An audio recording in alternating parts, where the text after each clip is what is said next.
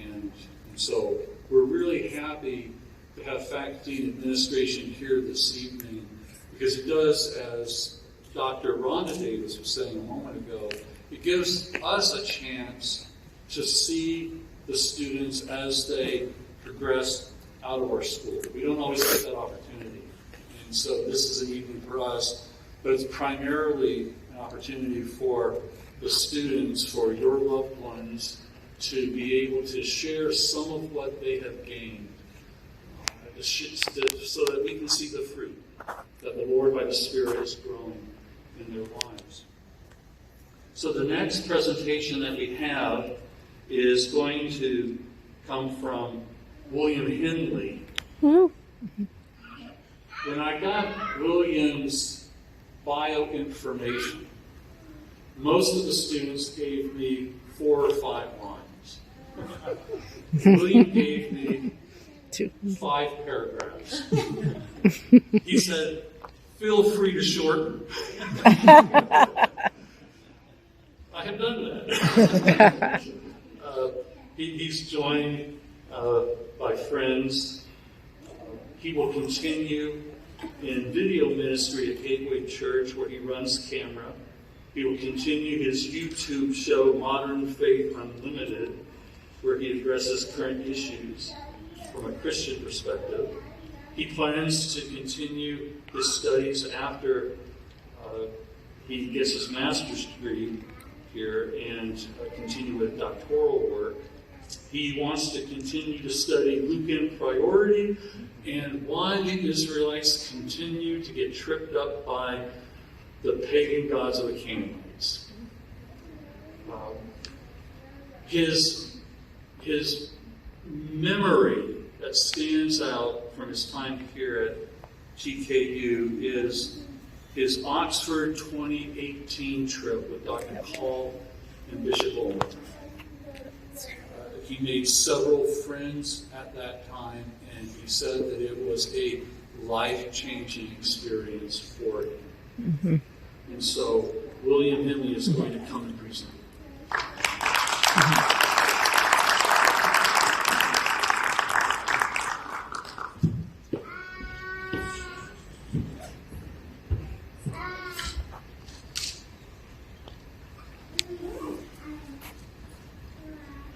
Before the beginning of time, God existed.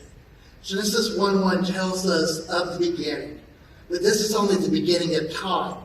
God existed before the beginning.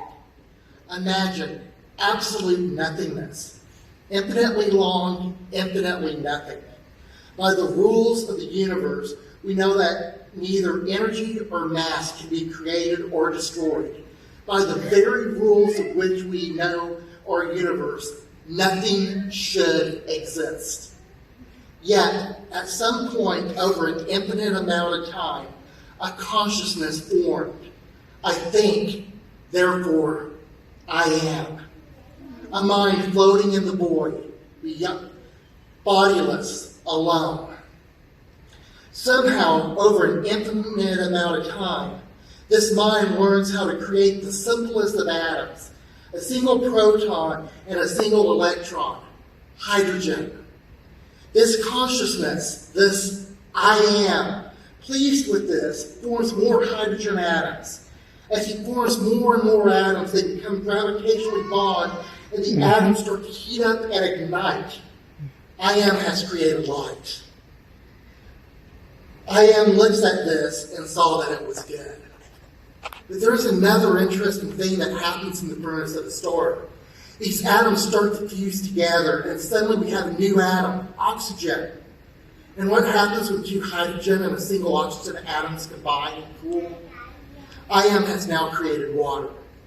From Genesis 1:2, the earth was formless and empty, and darkness covered the deep waters, and the Spirit of God was hovering over the surface of the waters.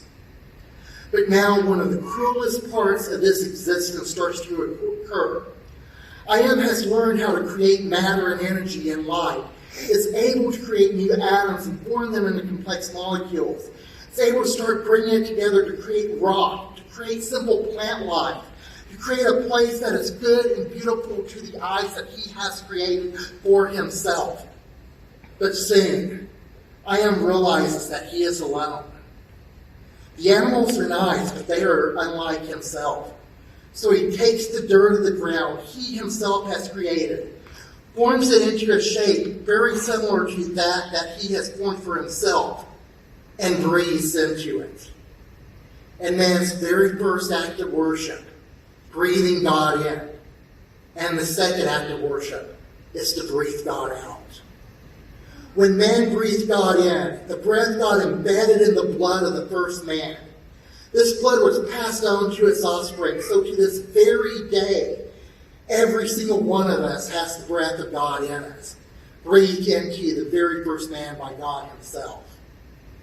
Finally, God had a companion and a friend he could talk to. Someone like himself, but at the same time, not like him. This man, while having a spirit like God, was not God. But then, the worst thing imaginable happened. Man rejected I am.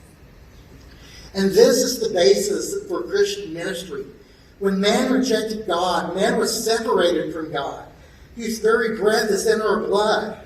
We are living beings made up of not just body and mind, but also of a soul or a spirit. This goes back to the creation. Our very souls long for the Creator that we have been separated from.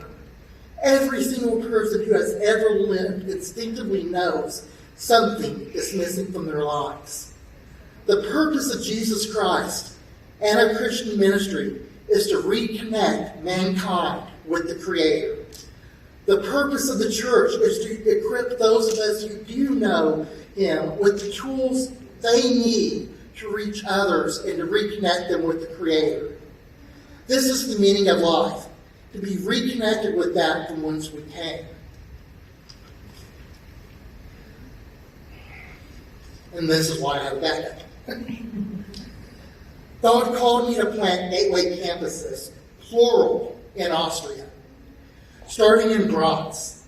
When God called me to go to Austria, the first question I asked was, why me? There must be better qualified, must be many better qualified than me. The Lord answered, I have called many. You said yes. And if I call you, then I will qualify you. Outside of the spiritual answer, I think there are many practical reasons. I actually lived and studied in Austria in 2001 and fell in love with it. My personality seems to fit well with this culture. But I believe my former professor at Salzburg College, Petra Genevieve, said it best. If you heard Graz, it must have been God you heard. I could not think of a more strategic place in Europe to start a church. Within 5 years, you could have requests to start campuses all over Europe. With Graz being an international city, you being a native English speaker is going to be a much larger advantage than the disadvantage of your weak German. I tested God in 3 ways in this. 1, was He calling me to ministry? 2, was He calling me to Austria? And 3, did it have to be gateway? I do not have time to go into all 3 tests, but I will share a bit of that final confirmation. The time was December of 2014, and I was in my prayer closet asking God for a word for the year. God said, before the end of 2015, you will meet the Duggar family. I said, wait, what? The family on television with all the kids? God said, yes, they are going to invite you down, you're going to pick for them, eat at the table with the kids, and Michelle, the mother, is actually going to ask you for your recipe. Oh, and you're even going to appear on the show. And I was in shock. I'm like, Lord, I do not know these people, and they do not know me from Adam. How are they ever going to invite me down? God said, wait and see. There is a great story about what happened, but I'm going to kind of summarize it for the sake of time. But feel free to ask me for more details later. In summary, the next year, one of the Duggar daughters and her husband went off and became missionaries in Central America. I became a financial supporter of their ministry, and in September, I received an email from them inviting me to a potluck party they are having since I was a support. I go to the party, end up eating at the table with the kids. There's a film crew there filming a pilot of a new show, and afterwards, the mom comes up and asks me for my recipe. Driving home, God said, "That was cool, right?" And it happened exactly as I said it would. When I give you specifics about something, that is exactly how I expect things to be done. If I can open doors with you with a reality television family that you have never met, don't you think it can open doors at your own church?